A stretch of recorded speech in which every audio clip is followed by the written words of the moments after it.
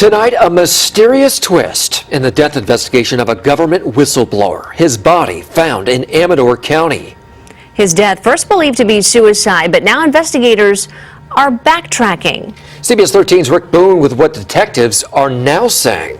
66-year-old Phil Haney, a former DHS officer, was known in D.C. circles as a person who never held back his opinions, even about his boss, President Barack Obama. I was told to remove all unauthorized references to terrorism. Testifying to Congress as a whistleblower about Obama, claiming that the then president was not taking the threat of terrorism seriously. I would like to show you now the logo of the Muslim Brotherhood, the moderate organization that this administration chose to ally itself with. In 2016, Haney even wrote a book, See Something, Say Nothing, highlighting his concern. We've been inundated with a lot of theories of what may have taken place. You know, we're looking at everything. Haney was found dead of a self-inflicted gunshot wound in Amador County over the weekend. Everything we saw on scene is consistent with somebody putting a gun to themselves and pulling the trigger. I'm a founding member of the Department of Homeland Security. My specialty was counterterrorism and the strategy and tactics of the global Islamic movement. The two groups that I focused on were the Muslim Brotherhood in the United States and a large group out of the subcontinent of Asia called Tablighi Jamaat. The connections are the Boston bombing and the San Bernardino and Orlando shootings. The U.S. government shut my cases down and deleted the information from the system. I was given, in the course of those research activities, credit for finding 300 terrorists during the course of my career. Thank you very much. We talked about, or we just heard about the purge.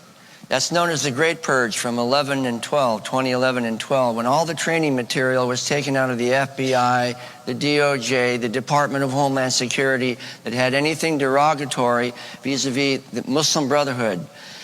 But it really started before then. It started in the year 2009 when I was ordered to start deleting information out of over 825 records in the system that we use in the law enforcement database and remove them. Well, that was a crisis. It was a constitutional, patriotic, and a personal crisis, professional. So what I did is I obeyed orders, but I kept the information, and that's when I began to go to Congress.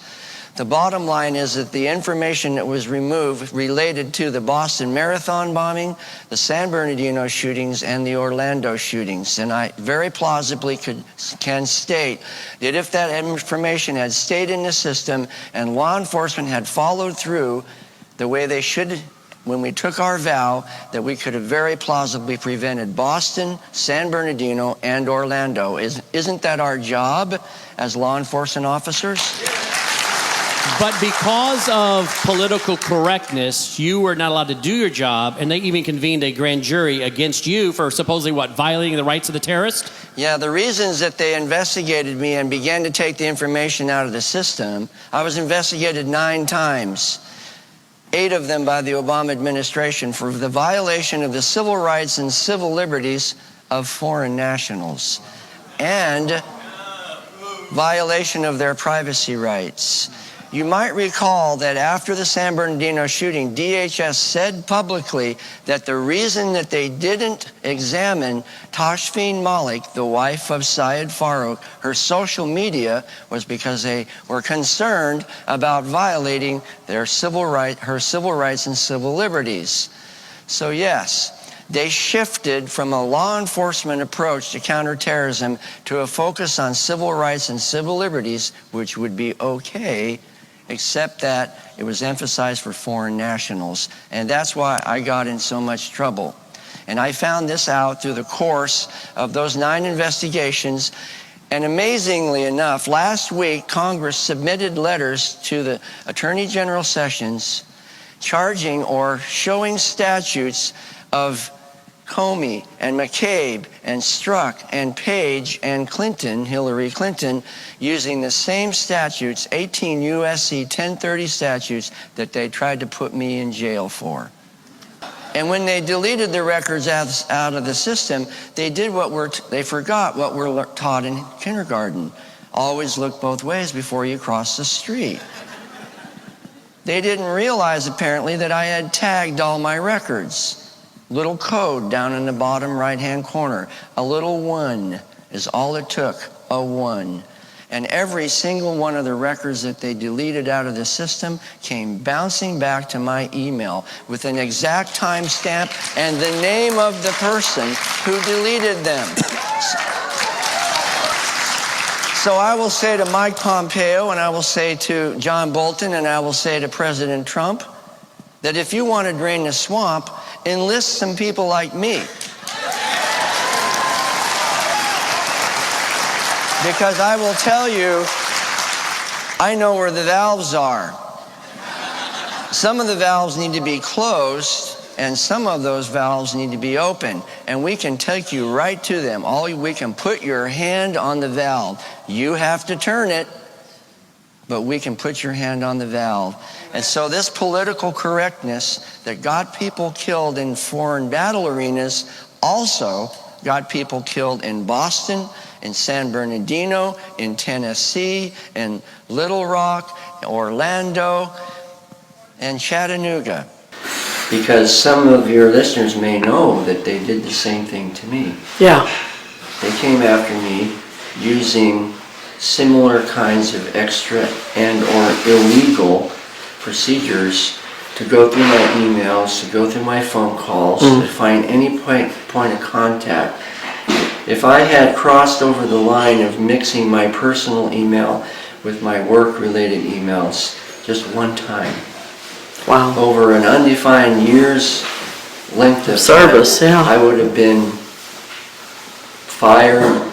I could have even been up to and including put in jail, because the very agencies, the FBI and the DOJ, Department of Justice, are the ones that were investigating me. And they convened a grand jury to find probable cause to indict me on criminal charges. Imagine what it must have been like to have those forces coming against me, but with no Twitter, no media campaign, and no backup from the administration. And that's why I said, you know, hallelujah, and thank you, President Trump, for having the determination. Let's let the process unfold as we are constitutionally allowed to do, and bring it out into the light and let the consequences fall where they might. So I am a great admirer of his strength, meaning Nunez's, to stand up, to walk this thing through the whole process, to take all this various pieces of information and background and condense it down to a manageable 4-page memo. And the other thing about it is I think we all intuitively recognize it's only the beginning. This is a mere iceberg, the 10% that you can see. Most of it is still underwater, so to speak. So do you believe that it'll begin unraveling and leading into other areas and departments? Yeah, that's what I call deja vu all over again. Once you start pulling this string, it's going to lead to Department of Homeland Security, Department of Defense, Department of Justice. Basically, all of the agencies charged with law enforcement are going to eventually be brought into this, as long as President Trump permits them and gives them the authority to go ahead and follow it.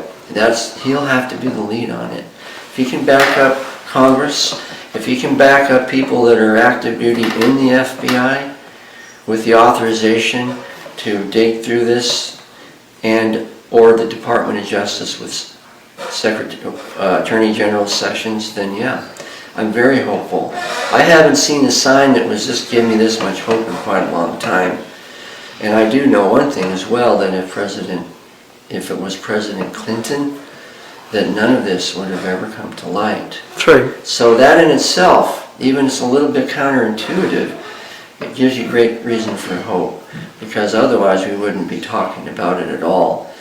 So having been through this for more than 15 years now, I hope the time comes that not only these threads are followed, but some of those other connecting threads, really even eventually back to my own case, because we haven't had remedy for that yet. And why is it important? Is it about me? That's why I'm concerned about it? No. I was just a witness to something that happened. Yeah. And I was able to document it and archive it and keep it. And I'm waiting for the day I'm going to have the opportunity to bring those things to light. And why is that all important? Because if we don't find remedy, we're going to see the same things happen Repeat itself. over and over. Yeah. And that's the pledge, the oath that I took. That's why I'm still involved. So that's why yesterday was such a great day for me, because for the first time in a long time, we actually saw the constitutional checks and balances form of government work the way it's supposed to. Yeah. And so I have great hope going forward that we'll see more examples of that. And yeah, it might be horrifying, but there's more. And I hope that they do follow up and don't let the momentum die in the investigation, but take it wherever it leads. I believe, based on my reading of President Trump, that he's going to expect that, and that we may see, well, more kind of revelations in the days to come of these connections. And if we follow through, it'll set a precedent, won't it? Yes. That will have repercussions throughout our social political structure. That if you abrogate the Constitution and you abuse your authority, it might not be today or tomorrow or next week or next year, but at some point you will be confronted with the consequences. Yeah. And that's sorely needed. Definitely sorely needed. And if it starts from the top down and then the government of, for, and by the people begins to work from the grassroots level up, then you have this point of contact. Finally, these people got a taste of their own medicine. And they don't like it, do they? No, I don't imagine they do.